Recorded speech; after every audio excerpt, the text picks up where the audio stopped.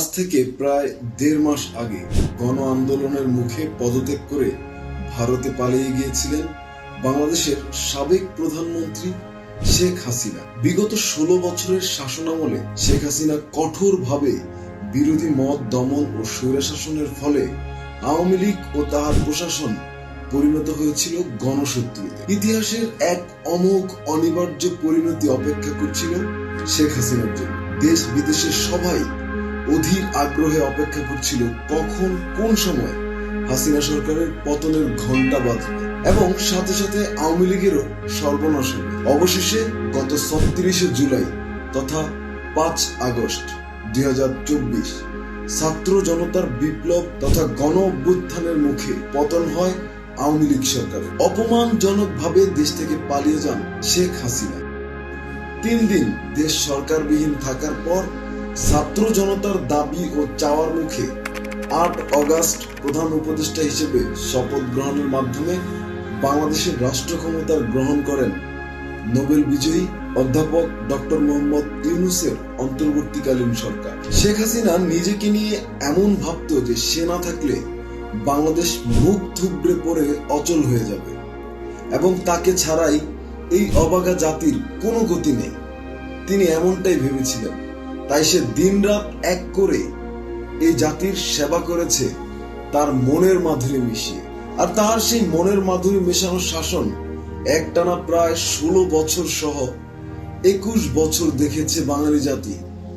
দেশ ছেড়ে পালিয়ে গিয়েও চেতনার পূজারী ও এক শ্রেণীর সুশীল কোনোভাবেই মেনে নিতে পারছে না ডক্টর মোহাম্মদ ইউনূসের অন্তর্বর্তীকালীন সরকারকে। ডক্টর মোহাম্মদ ইউনূসের সরকারকে বিপদে ফেলার জন্য চেষ্টা চালিয়ে যাচ্ছে, যার ফলে দেখা গেছে বিচারক কু, আনসার বিদ্রোহ, ডাক্তার ধর্মঘট, শ্রমিক বিদ্রোহ সহ নানা ধরনের ধর্মঘর্ষ, নানান রকম কার্যকলাপ। অন্তর্বর্তী সরকার বিচক্ষণতার সাথে এবং দেশের আপামর ছাত্র জনতার সহযোগিতায় সেসব ষড়যন্ত্র নস্যাৎ করে দিয়েছে এবং তা নস্যাৎ করে দিয়ে হাঁটি হাঁটি পা পা করে এগিয়ে চলেছে শোষণ বৈষম্য মুক্ত বাংলাদেশ গড়ার নির্দিষ্ট লক্ষ্যে।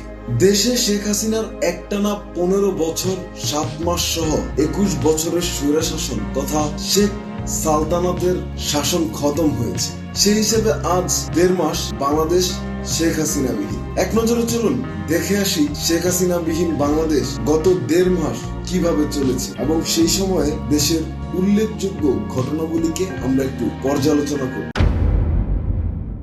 অন্তর্বর্তীকালীন সরকারের প্রধান ডক্টর মোহাম্মদ ইউনূসের হাতে গত ১.৫ মাস প্রশাসনের শীর্ষ পদে ব্যাপক রদবদলের ঘটনা ঘটেছে। সেই সঙ্গে দেশের আর্থিক খাত সহ বিশেষ কিছু ক্ষেত্রে নেওয়া হয়েছে সংস্কার উদ্যোগ। পাশাপাশি স্থানীয় জনপ্রতিনিধিদের, যাদের সবাই বিনা ভোটে নির্বাচিত করেছিল বা যারা নিজে নিজে স্বঘোষিত নির্বাচিত হয়েছিল, অপসারণ করে তাদের জায়গায় বসানো হয়েছে প্রশাসন। ব্যাংক খাত সংস্কারের সিদ্ধান্ত হয়েছে আলাদা কমিশন গঠনের। সেই সঙ্গে পদক্ষেপ নেওয়া হয়েছে শেখ হাসিনা শাসনে অনিয়ম, জালিয়াতি, ঋণ ও পাচারকৃত অর্থ দেশে ফেরত আনা। অন্যদিকে কর্মবিরতি ও হামলার ভয় কাটিয়ে আবারও পোশাক ও লোগো পরিবর্তন সহ নানা সংস্কারের মাধ্যমে পুলিশ বাহিনীকে জনবান্ধব করে গড়ে তোলার কথা বলছে নতুন সরকার। হত্যা সহ বিভিন্ন অভিযোগে শেখ হাসিনা ও আওয়ামী লীগ আমলের এমপি মন্ত্রীদের বিরুদ্ধে হচ্ছে একের পর এক মামলা। হতে দেখা যাচ্ছে গ্রেফতারের মতো ঘটনা। গ্রেফতার হয়েছে অনেকে এবং বাতিল করা হয়েছে ১৫ আগস্টের সরকারি ছুটি। বিগত ১৭ বছরে হাসিনা পুলিশকে আওয়ামী পুলিশ হিসেবে গড়ে তুলেছিল। পুলিশের দলীয় আচরণের কারণে জনগণ ছিল পুলিশের উপর মহা ক্ষুব্ধ। এর ফলে ৫ আগস্ট আওয়ামী লীগ সরকারের পতনে সারা দেশে পুলিশের উপর নজিরবিহীন হামলার ঘটনা ঘটে। এ যেন ইতিহাসের এক বিরল ঘটনা।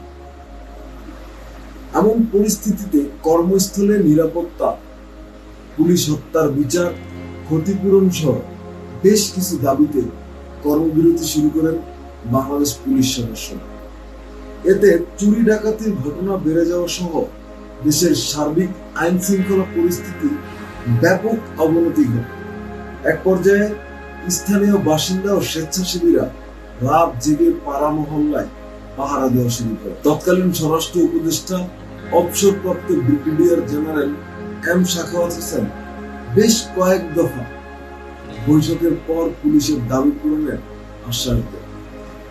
সেই সঙ্গে কর্মস্থলে যোগ দেওয়ার সময়সীমাও বেঁধে দিয়ে বলেন, 15ই আগস্টের মধ্যে যদি কোনো সদস্য কাজে যোগ না দেন বা কাজে যোগ দিতে ইচ্ছুক না হন, তাহলে ধরে নেওয়া হবে তাহলে তিনি চাকরি করতে ইচ্ছুক না।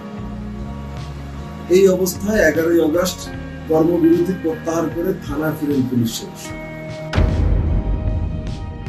গত এক মাসে প্রশাসনিক বিভিন্ন পদে ব্যাপক রদবদল হতে দেখা গেছে।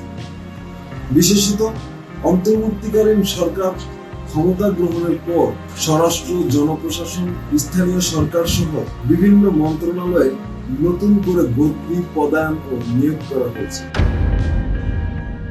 অন্তর্বর্তী সরকার ক্ষমতা গ্রহণ করার পর বিচার বিভাগেও বড় ধরনের পরিবর্তন ঘটতে দেখা গেছে। বৈষম্য বিরোধী ছাত্র আন্দোলনের দাবির মুখে গত 10ই আগস্ট পদ থেকে বাধ্য হন আওয়ামী লীগ আমলে নিয়োগ পাওয়া প্রধান বিচারপতি ওবায়দুল হাসান।